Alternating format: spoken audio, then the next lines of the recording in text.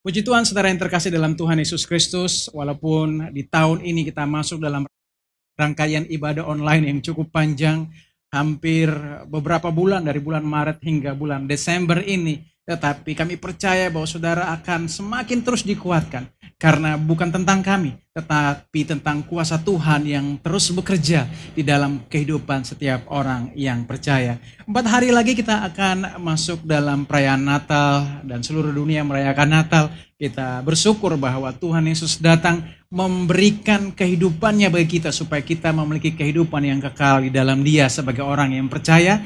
Dan kita percaya bahwa karena Ia sudah menyelamatkan kita, tentunya kita tidak diselamatkan sementara dan kemudian nanti kita dihukum, tapi senantiasa kita diselamatkan sekali untuk selama-lamanya oleh penebusan darah Kristus. Kita akan sama-sama melihat ayat yang pertama, yaitu sukacita Natal di dalam Yohanes 3 ayat yang ke-16 sampai 18.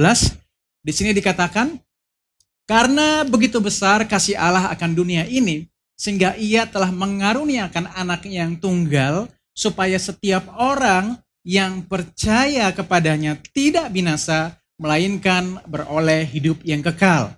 Sebab Allah mengutus anaknya ke dalam dunia, bukan untuk menghakimi dunia. Sekali lagi, bukan untuk menghakimi dunia, melainkan untuk menyelamatkan oleh Dia. Barang siapa percaya kepadanya, ia tidak akan dihukum. Barang siapa tidak percaya, ia telah berada di bawah hukuman, sebab ia tidak percaya dalam nama Anak Tunggal Allah. Nah, saudara ingat baik-baik bahwa ayat ini cukup terkenal. Ayat ini cukup terkenal karena disebutkan dalam Yohanes 3 ayat 16 ini dari sekitar 31.373 ayat dalam Alkitab. Ayat ini adalah ayat penginjilan yang sangat praktis dan begitu sering dan sangat populer disampaikan di seluruh dunia dan di segala masa. Bahwa hanya oleh karena belas kasihan Allah yang kuat sehingga hari ini setiap orang yang percaya diselamatkan dan mereka tidak akan binasa. Karena di sini kita melihat bahwa apa? Besarnya kasih Allah, kekuatan Allah itu ditunjukkan lewat kasih-Nya. Dan besarnya kasih Allah bukan untuk membinasakan kita, Dia bukan untuk menghakimi, tetapi apa? Untuk menyelamatkan setiap orang yang percaya. Nah, artinya bahwa kalau saudara sebagai orang yang percaya kepada Kristus, maka bagian saudara tidak akan lagi dihakimi. Karena saudara adalah orang percaya. Roma 8 ayat 1 mengatakan bahwa tidak lagi ada penghakiman bagi orang yang percaya. Tidak ada penghakiman bagi orang yang percaya. Artinya bahwa kalau saudara mengerti ini, saudara mengerti posisi saudara aman di dalam nama Tuhan Yesus Kristus. Sehingga tidak ada yang mengkhawatirkan saudara. Kalau kita lihat bahwa apa yang membuat kasih Allah begitu besar, Allah memiliki motif untuk mengasihi dunia sebagai objek dari kasih-Nya yang besar ini. Dan kalau kita lihat di situ disebutkan bahwa Tuhan tidak menunggu dunia untuk mengasihi Dia terlebih dahulu, tapi Tuhan bergerak dahuluan untuk mengasihi dunia. Kenapa? Karena dunia terpuruk oleh dosa dan sehingga tidak ada yang sanggup mengangkat dunia dari keterpurukan dosa untuk kembali mencari Allah dengan posisinya yang kudus, yang sempurna, walaupun diberikan seperangkat hukum Taurat sekalipun, tetapi tidak ada manusia yang dapat mencapai kesempurnaannya sehingga mereka bisa mencari Allah atau disebut layak untuk mendapat perkenanan Allah. Sehingga apa yang terjadi? Allah harus mengaruniakan anaknya kepada kita. Supaya apa? Setiap orang yang percaya, sekali lagi, bukan untuk dihakimi. Allah datang dengan kasih-Nya yang besar, bukan untuk menghakimi, tetapi untuk menyelamatkan kita. Ada amin? Puji Tuhan. Dan kalau kita lihat di sini, ekspresi dan anugerah kasih Tuhan, Dia memberikan anaknya yang tunggal, supaya kita yang percaya kepadanya, ya, disebutkan bahwa tidak binasa. Dan ingat baik-baik bahwa dunia akhir-akhir ini seperti seolah-olah menuju kepada kesudahannya. Tetapi banyak juga pengajar-pengajar yang memberikan pernyataan-pernyataan negatif bahwa seolah-olah orang Kristen suatu saat juga nanti akan dihakimi. Nah, ini yang menyebabkan ketakutan yang luar biasa. Bahkan bagi orang yang sering mendengarkan khotbah kasih karunia, mereka merasa bahwa hidup mereka dengan iman mereka percaya bahwa mereka sudah diselamatkan. Tetapi kemudian setelah mereka kembali dan mendengarkan ayat-ayat tentang penghakiman, mereka sendiri takut dan khawatir. Apakah mungkin juga nanti suatu saat penghakiman akan terjadi kepada mereka? Lihat di sini, maksud dari kasih Tuhan sudah jelas, adalah supaya setiap orang yang percaya kepadanya tidak binasa. Jadi sampai kapan? Ada jangka waktu tertentu? Apakah mereka tidak binasa hanya di dunia ini saja? Tidak, di sini disebutkan bahwa melainkan beroleh hidup yang kekal. Hidup kekal berbicara tentang sesuatu jangka waktu yang cukup lama. Bahkan terjauhnya adalah keabadian. Supaya saudara jangan pernah berpikir bahwa Tuhan Yesus hanya datang menyelamatkan saudara hari ini saja, dan kemudian besok dia melupakan saudara. Atau saudara kemarin berbuat baik sehingga hari ini Tuhan menolong saudara dan kemudian nggak tahu lagi masa depan seperti apa. Atau saudara hari ini berusaha dengan susah payah dan saudara berharap bahwa mungkin suatu saat Tuhan akan berkenan kepada saudara. Ingat bahwa di dalam Kristus kita telah memperoleh perkenanan Tuhan. Supaya hari ini kita nggak usah takut, kita nggak usah khawatir tentang apapun yang terjadi. Lihat di sini, kita melihat ada beberapa hal yang merupakan keajaiban dari ayat ini. Yang pertama ditunjukkan dengan begitu besarnya kasih Allah. Allah udah sangat besar. Allah adalah Allah yang maha kuasa. Tetapi kekuasaannya itu ditunjukkan lewat kasihnya kepada kita. Dan kalau dibilang bahwa dia menunjukkan kasihnya kepada kita, dan motif terkuat dari ayat ini adalah dia mencintai dunia. Sekali lagi bilang sama saya, Yesus mencintai dunia. Seperti yang dikatakan dari awal tadi, bahwa Allah tidak menunggu dunia mengasihinya terlebih dahulu, tetapi Yesus datang untuk dunia. Nah, kita lihat juga di sini bahwa siapapun yang menyambut respon kasih Allah kepada dunia inilah yang nantinya akan dikelompokkan sebagai orang yang percaya, yang ditentukan sampai kekekalan untuk tidak lagi akan binasa. Dan di sini kita percaya bahwa ayat ini ditujukan kepada kita. Bagaimana Yesus diutus ke dalam dunia. Bukan untuk menghancurkan kita. Bukan untuk menghakimi kita. Tetapi menyelamatkan oleh dia. Tadi saya sudah catat bahwa yang pertama. Dalam keajaiban di dalam ayat ini. Kira-kira ada 7 di antaranya. Tadi saya sudah katakan yang pertama adalah begitu besar kasih Allah. Allah sungguh besar. Yang kedua, dia memiliki motif yang kuat untuk mencintai dunia. Dan kemudian bahwa dia memberikan anak yang tunggal sebagai hadiah terbesar. Ini adalah poin yang ketiga. Dan yang keempat, siapapun itu, dia memberikan sambutan terluas. Tidak dikelompokkan hanya kepada orang Israel saja, tetapi diberikan kepada seluruh dunia. Jadi tawarannya tidak terbatas, tapi tawarannya meluas. Dan kemudian, siapapun yang percaya kepadanya. Artinya ini berbicara tentang pelarian yang mudah. Saudara harus ingat bahwa Tuhan Yesus itu sebagai kota perlindungan. Siapapun yang berlari dan berlindung di sana, maka dia akan memperoleh keselamatan. Dan yang keenam disebutkan bahwa setiap orang akan beroleh hidup yang kekal dan mereka tidak akan binasa. Ini berbicara tentang pembebasan ilahi dan tetap memiliki kehidupan kekal. Yang ketujuh artinya bahwa kepemilikan yang ajaib dan tidak ternilai. Apa itu? Keselamatan yang mereka peroleh. Tidak mereka perjuangkan, tetapi mereka terima sesuatu yang tidak ternilai.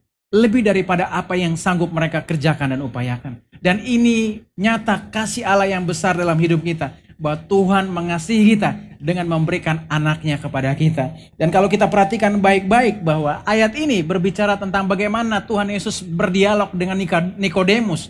Nikodemus tidak mengerti tentang ekspresi kasih Allah di dalam kedatangannya. Sehingga Tuhan menyatakan kasihnya yang besar bahkan kepada seluruh dunia. Bahwa Allah tidak hanya berkenan kepada orang Yahudi. Tetapi lewat kasih Allah yang besar ini juga Tuhan mau menunjukkan kasihnya yang besar kepada seluruh dunia. Tuhan membuka diri kepada bangsa-bangsa lain. Nah ini konsep yang sangat tidak dimengerti oleh orang Yahudi. Karena orang Yahudi pada masa itu jarang berpikir bahwa Tuhan mencintai dunia. Mereka hanya berpikir bahwa Allah memang maha kasih. Tetapi Allah tidak mencintai dunia. Karena dalam peperangan demi peperangan di mana Allah membawa mereka keluar dari masalah demi masalah. Seolah-olah bahwa Tuhan mengeksklusifkan mereka. Dan seolah-olah Tuhan ikut untuk memusnahkan bangsa-bangsa lain. Dan ketika Tuhan Yesus datang dan memberitakan keselamatan kepada bangsa-bangsa lain, ini sesuatu yang spektakuler di pandangan Nikodemus sendiri dan juga banyak kalangan orang Yahudi tentunya. Kasih Allah lewat anaknya Yesus Kristus justru membuka diri kepada seluruh dunia, kepada siapapun yang merespon kasih ini. Dan ini yang memberitakan kepada kita kabar baik, kabar sukacita yang bukan hanya diberikan kepada orang Yahudi saja tetapi kepada semua orang percaya.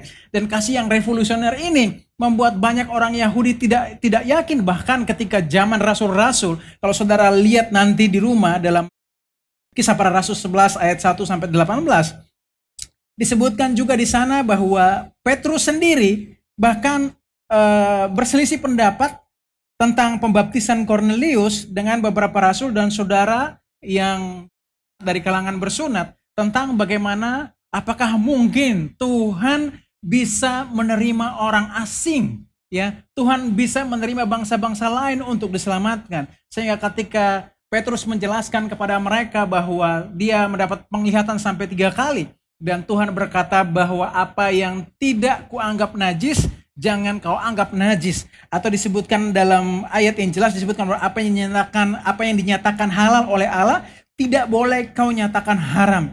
Dan ketika Petrus menceritakan ini kepada rasul-rasul dan saudara-saudara dari kalangan bersunat, barulah mereka percaya. Sehingga kalau kita lihat catatan Kisah Para Rasul 11 ayat 17-18, di sana dijelaskan seperti ini. Jadi jika Allah memberikan karunia-Nya kepada mereka sama seperti kepada kita, pada waktu kita mulai percaya kepada Yesus Kristus, bagaimanakah mungkin aku mencegah dia? Dan di ayat 18 disebutkan, ketika mereka mendengar hal itu, mereka menjadi tenang, lalu memuliakan Allah, katanya. Jadi kepada bangsa-bangsa lain juga Allah mengaruniakan pertobatan yang memimpin kepada hidup.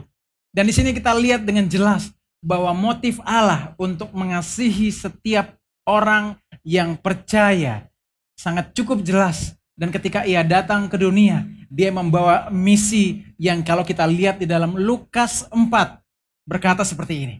Roh Tuhan ada padaku, oleh sebab ia telah mengurapi aku untuk menyampaikan kabar baik kepada orang-orang miskin, dan ia telah mengutus aku untuk memberitakan pembebasan kepada orang-orang tawanan dan penglihatan bagi orang-orang buta, untuk membebaskan orang-orang yang tertindas, dan untuk memberitakan tahun rahmat Tuhan telah datang. Di sini jelas kita lihat bahwa motif besar Allah yaitu mengasihi dunia. Terlihat jelas dalam 5 misi kasih-Nya pada ayat ini. Kalau kita lihat di sini ada bagian-bagian yang disebutkan bahwa Roh Tuhan ada padaku. Ini berbicara tentang bagaimana kuasa kasih Allah itu ada di dalam Kristus Yesus sebagai anugerah. Dia pribadi kasih karunia itu. Itu disebutkan kemudian oleh sebab ia telah mengurapi aku. Mengurapi artinya dalam kebiasaan orang-orang Yahudi pada waktu itu, pada saat perjanjian lama waktu itu berbicara tentang mengoleskan atau mengurapi dengan minyak atau salep atau balsam kepada seseorang. Dan dalam hal lainnya juga dipercaya bahwa ketika minyak diurapi kepada raja dan kepada nabi atau kepada imam, menunjukkan bahwa kuasa Allah bekerja di dalam orang itu. Dan sebagai Yesus Kristus atau Yesus yang diurapi, dia sebagai Mesias, dia telah diurapi untuk memberitakan 5 kabar baik kepada 5 kerusakan yang dibuat iblis oleh dosa yang menghancurkan manusia. Yang pertama, kalau kita lihat di sini, Yesus datang untuk apa? Untuk menyampaikan kabar baik. Yesus datang hanya untuk menyampaikan kabar baik bagi setiap orang yang percaya. Jadi kalau saudara dan saya adalah bagian orang yang percaya, tidak heran kalau di gereja ini yang kami sampaikan hanya kabar baik. Tidak ada kabar penghakiman, karena tidak ada lagi penghukuman atau penghakiman bagi orang yang percaya kepada Yesus Kristus. Karena janjinya Tuhan sendiri datang dengan kekuatan yang besar. Kekuatannya itu nampak dalam kasih-Nya. Dan kasih-Nya datang bukan untuk menghukum atau menghakimi, tetapi menyelamatkan oleh Dia. Dan di sini disebutkan apa? Menyampaikan kabar baik. Kabar baik karena selama ini orang hanya mendengar tentang kabar-kabar buruk, kabar penghakiman. Mereka harus berusaha dengan tenaga dalam mereka bahkan kalau mereka mampu. Tapi kalau mereka tidak mampu, mereka akan menemui yang namanya bukan cuma kegagalan, tetapi penghukuman. 2 kali mereka mendapat musibah. Mereka sendiri sudah tahu mereka down karena gagal. Mereka juga harus mendapati kenyataan mereka akan dihukum juga. Dan kemudian di sini Kabar baik juga kepada orang miskin. Karena dosa menyebabkan kemiskinan. Mereka tidak memiliki daya upaya apa untuk meraih sesuatu untuk menjadi hidup diberkati. Kenapa? Karena dosa membuat orang tidak memiliki kelayakan sebagai orang benar seperti yang kita belajar di gereja ini. Dan karena kita memiliki kedudukan sebagai orang benar, maka kita berhak menerima semua berkat orang benar. Tetapi karena dosa, kita tidak dijadikannya sebagai orang benar, atau kita tidak memiliki bagian orang benar, sehingga berkat-berkat yang harusnya menjadi hak waris orang benar pun tidak kita miliki. Tetapi Yesus datang membawa kabar baik ini dan membuat kita yang tadinya miskin, supaya hari ini kita menjadi kaya dalam segala sesuatu. Katakan amin. Dan kemudian apa? Ia telah mengutus aku untuk memberitakan pembebasan kepada orang tawanan. Bahkan dosa telah membuat manusia seolah-olah tertawan. Karena dosa juga membuat manusia terseret. Dan mereka seperti menjadi hamba dari dosa itu. Mereka tidak bisa terlepas. Mereka seolah-olah terikat di bawahnya. Mereka berusaha dengan gaya hidup dan pola hidup. Dan dengan berbagai cara yang mereka pakai sebagai tips dan triks untuk bisa menuntun mereka keluar dari persoalan mereka. Hari ini mereka kuat. Hari besok mereka kuat, tapi lain waktu ketika masalah persoalan datang menghimpit, mereka tidak lagi dapat keluar dari persoalan mereka. Nah, Yesus datang memberitakan pembebasan kepada orang-orang tawanan, penglihatan bagi orang-orang buta. Dulu kita selalu melihat bahwa kita adalah orang berdosa. Kita selalu layak untuk mendapat penghakiman atau penghukuman Allah. Tapi hari ini, di gereja ini kita menerima penyataan ilahi bahwa dulu memang kita orang berdosa. Tetapi karena Kristus datang, di Natal ini kita diingatkan kembali bahwa kita sudah dibenarkan oleh darah Yesus. Dan kita sekarang bukan lagi orang berdosa, tapi kita melihat bahwa kita adalah orang yang benar oleh karena anugerah Tuhan. Dan lihat bahwa Tuhan telah memberikan penglihatan yang baru kepada kita. Merubah cara berpikir kita. Kita mengalami metanoia, perubahan cara berpikir. Dari tadinya kita melihat bahwa kita orang berdosa, tapi hari ini karena Kristus sudah mati bagi kita dan dosa kita sudah disalibkan dalam tubuh Kristus, maka hari ini kita juga dijadikannya sebagai orang benar. Ada amin? Puji Tuhan. Dan kemudian untuk membebaskan orang-orang yang tertindas, kita tahu bahwa oleh karena dosa mereka tertindas dan Tuhan Yesus datang untuk membawa kebebasan bagi kita yang tertindas oleh karena tekanan dosa yang begitu berat.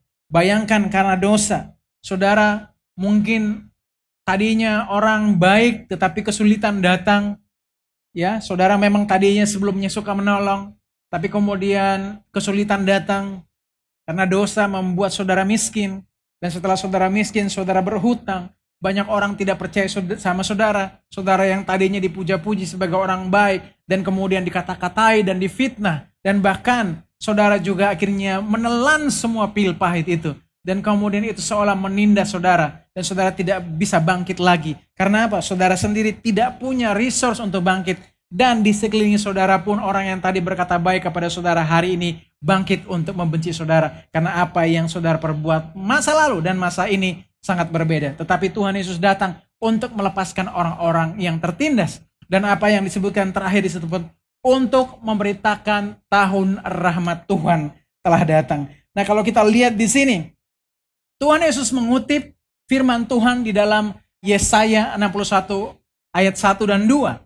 Disebutkan bahwa Tuhan berkata yang sama, Roh Tuhan Allah ada padaku, oleh karena Tuhan telah mengurapi aku, Ia telah mengutus aku untuk menyampaikan kabar baik kepada orang-orang sengsara dan merawat orang-orang yang remuk hati, untuk memberitakan pembebasan kepada orang-orang tawanan dan kepada orang-orang yang terkurung, kelepasan dari penjara, untuk memberitakan tahun rahmat Tuhan. Lihat di sini, disebutkan Tuhan Yesus hanya menyatakan bahwa untuk memberitakan tahun rahmat Tuhan telah datang. Dan ketika tahun rahmat Tuhan datang, Tuhan seolah menunda penghukuman yang ada di dalam Yesaya 61 ayat 2. Dan disebutkan bahwa di situ terdapat hari pembalasan Allah kita. Dan kalau kita lihat bahwa Tuhan berhenti sesampai untuk memberitakan tahun rahmat Tuhan telah datang. Dan di sini kita lihat ada poin yang membuat Tuhan Yesus stop sementara. Dan Tuhan hanya mau menunjukkan tahun rahmat Tuhan. Inilah tahun rahmat Tuhan atau tahun kasih anugerah. Tahun di mana Tuhan Yesus mengasihi bukan cuma orang Israel saja. Tetapi Tuhan membuka diri kepada seluruh dunia dengan kasih yang besar. Bukan untuk menghakimi, tetapi untuk menyelamatkan olehnya. Dan di sini kita lihat bahwa Tuhan memberitakan tahun rahmat Tuhan kepada kita, dan dia memberikan waktu sudah cukup lama, 2000 tahun yang lalu, hingga saat ini tahun rahmat Tuhan masih berlaku. Dan kapan waktu pembalasan yang disebutkan dalam Yesaya 61 ayat 2, dan hari pembalasan Allah kita? Coba kita lihat dalam kitab Joel. Di sini kitab Joel disebutkan, tiuplah sangkakala di Sion, dan berteriaklah di gunung-gunung yang kudus. Biarlah gemetar seluruh penduduk negeri, sebab hari Tuhan datang, sebab hari itu sudah dekat. Suatu hari berawan dan kelam pekat, seperti fajar di atas gunung-gunung terbentang suatu bangsa banyak dan kuat, yang serupa itu tidak pernah ada sejak purbakala, dan tidak akan ada lagi sesudah itu turun-temurun pada masa yang akan datang.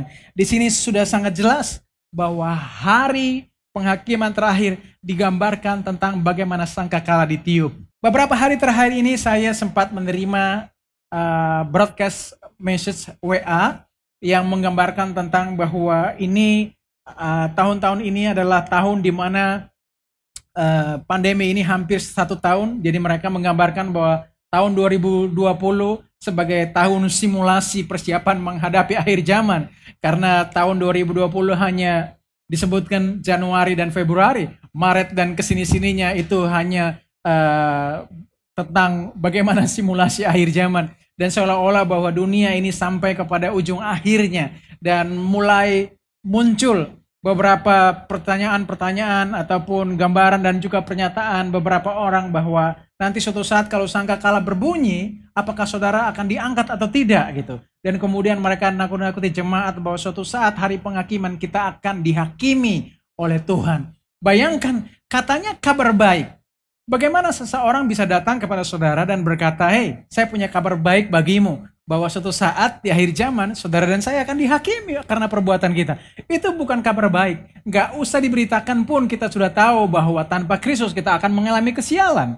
Tetapi hari ini kita tahu bahwa di dalam kedatangan Tuhan di dunia, Tuhan datang bukan untuk menghakimi, tetapi untuk menyelamatkan oleh Dia. Dan saudara tidak usah perlu takut kalau bunyi sangkakala ada. Sangkakala ada. Dari kecil-kecil saudara juga suka dengar lagu sekolah minggu kan? Bila sangkakala berbunyi, jika namaku dipanggil, ku ada. Artinya bahwa saudara merespon kasih Allah. Bahwa nama saudara tidak akan mungkin dihapus dari kitab kehidupan Allah. Di dalam kehidupan saudara akan melihat kebaikan Tuhan. Walaupun bunyi sangkakala berbicara tentang bagaimana simbol ataupun tanda bahwa akan ada bahaya.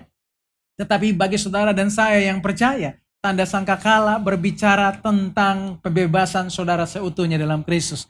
Kalau kita lihat bahwa sangkakala terbuat dari tanduk domba jantan dan juga ada yang terbuat dari perak. Tanduk domba jantan berbicara tentang pengorbanan dan juga perak berbicara tentang penebusan. Kita lihat bagaimana orang Israel berhasil masuk ke tanah Yeriko dan mereka menguasainya. Ketika bunyi sangkakala itu, tidak ada pemusnahan di dalam orang Israel. Justru mereka masuk di tanah itu dan mereka memperoleh kemenangan. Artinya bahwa sangkakala berbicara tentang apa? Tentang keselamatan. Karena mereka dipimpin oleh Yosua yang juga menggambarkan Kristus. Dan hari ini Yesus Kristus kita yang sejati, yang telah menebus kita, yang menyelamatkan kita. Ketika tanda diberi, maka kita memiliki bagian yang sempurna. Bukan untuk dihakimi ketika bunyi nafiri datang. Jadi saudara tidak usah takut. Tetapi kalau bunyi nafiri atau sangkakala terakhir ditiupkan oleh para malaikat sebagai tanda kedatangan Tuhan, justru kita yang percaya akan memperoleh bagian kita kekal selama-lamanya seperti janji firman Tuhan tadi. Coba kita lihat firman Tuhan dalam Tesalonika 4 ayat 16-18. Lihat baik-baik.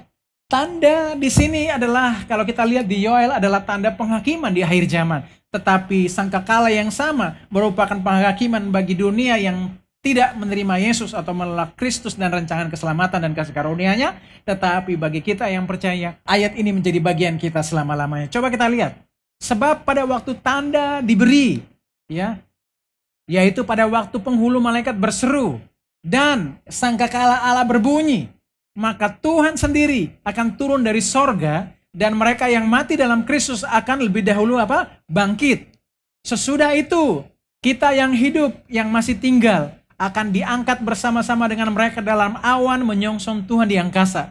Demikianlah kita akan bukan cuma sementara tetapi selama-lamanya bersama-sama dengan Tuhan. Haleluya.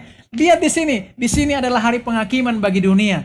Tapi bagi kita yang percaya, sangkakala berbicara tentang hari keselamatan yang abadi bagi kita.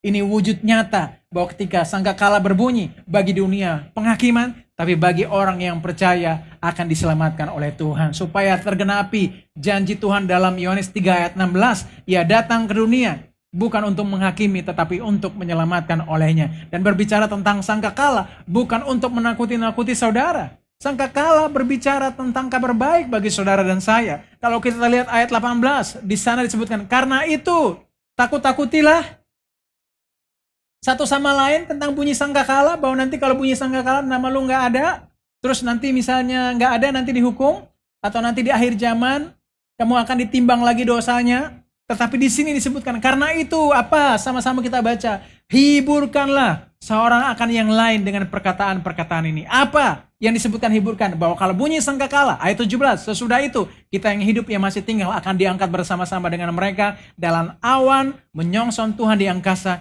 Demikianlah kita akan selama-lamanya bersama-sama dengan Tuhan. Haleluya. Jadi janji Tuhan tergenapi dalam Yohanes 3 ayat 16. Dia datang bukan untuk menghakimi, tapi dia datang untuk menyelamatkan olehnya. Supaya kita yang percaya kepadanya tidak binasa, melainkan beroleh hidup yang kekal. Dan saat bunyi nafiri datang, saudara tidak takut lagi.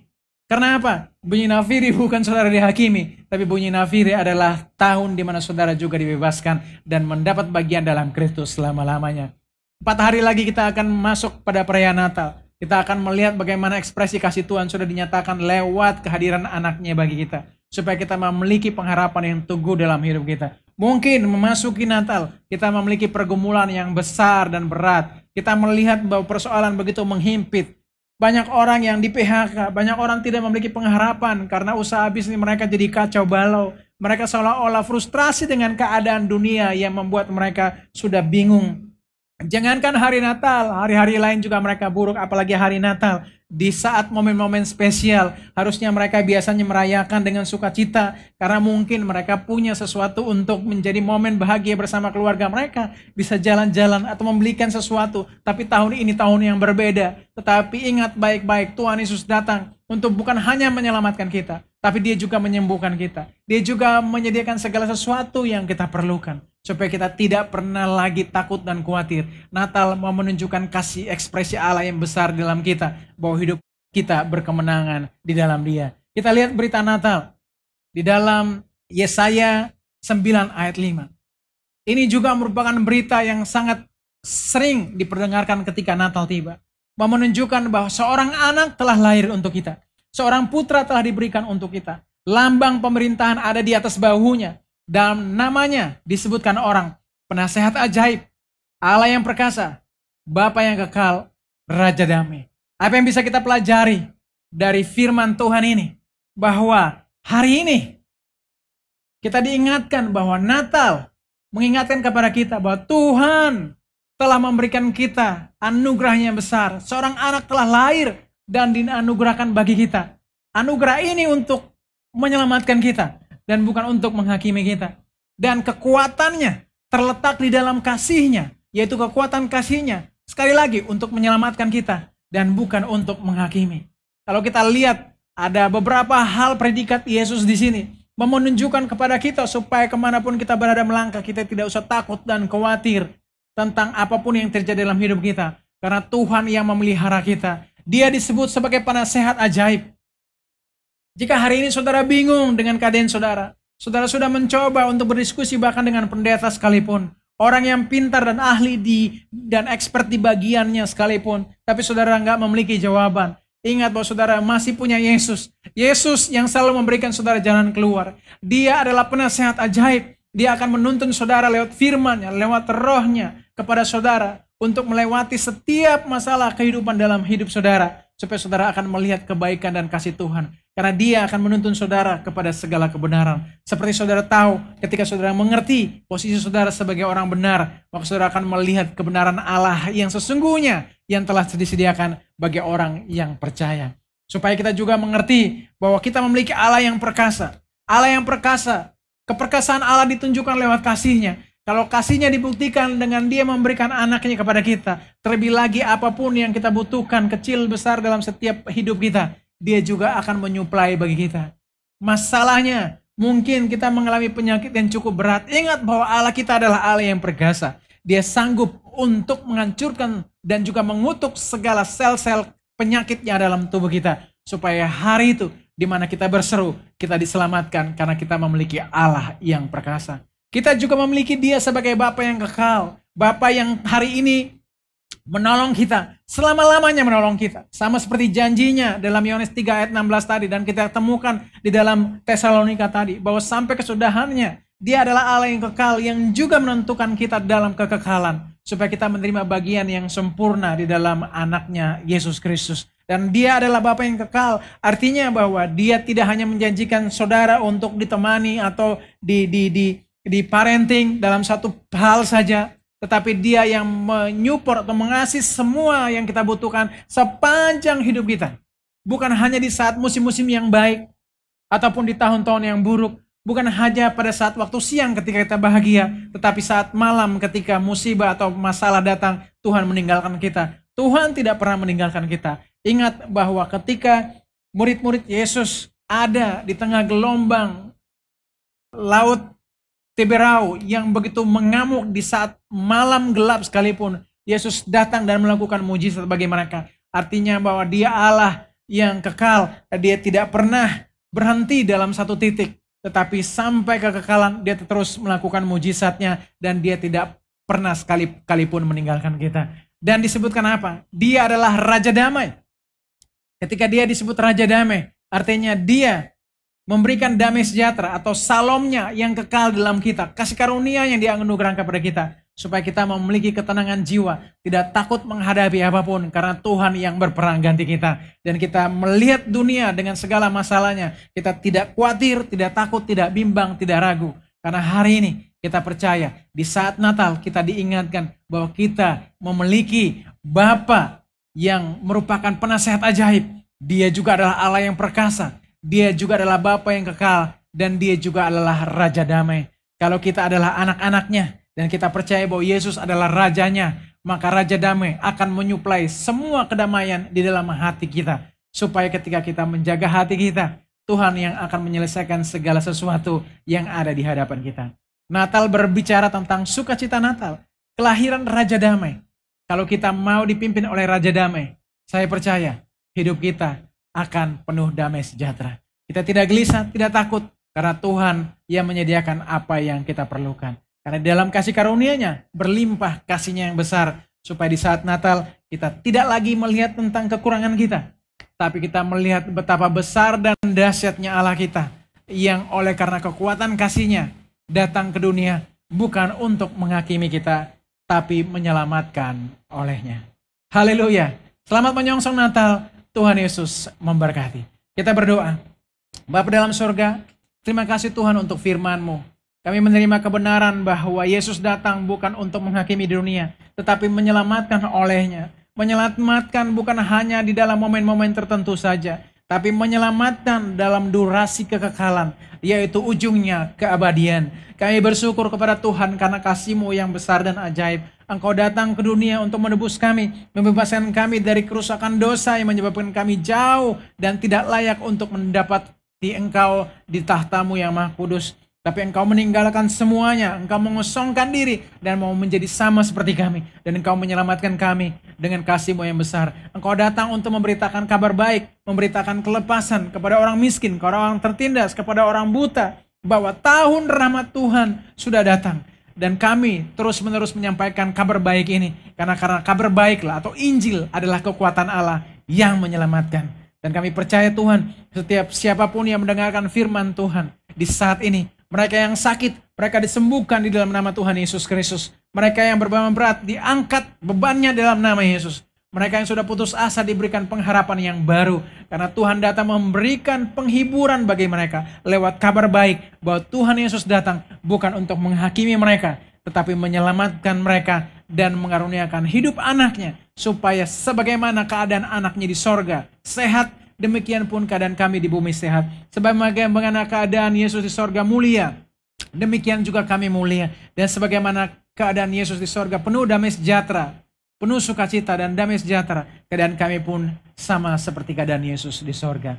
Terima kasih Tuhan untuk anugerah dan kasih karunia-Mu lewat firman-Mu. Kami percaya kami dikuatkan menjadi terang hidup kami. Yesus ada dan Yesus memperlihatkan segala macam sumber daya yang menjadi bagiannya orang-orang benar yang percaya kepada Tuhan Yesus. Dalam nama Tuhan Yesus kami berdoa dan mengucap syukur. Semua yang percaya dan diberkati sama-sama kita katakan amin. Berikan kemuliaan bagi nama Tuhan Yesus Kristus.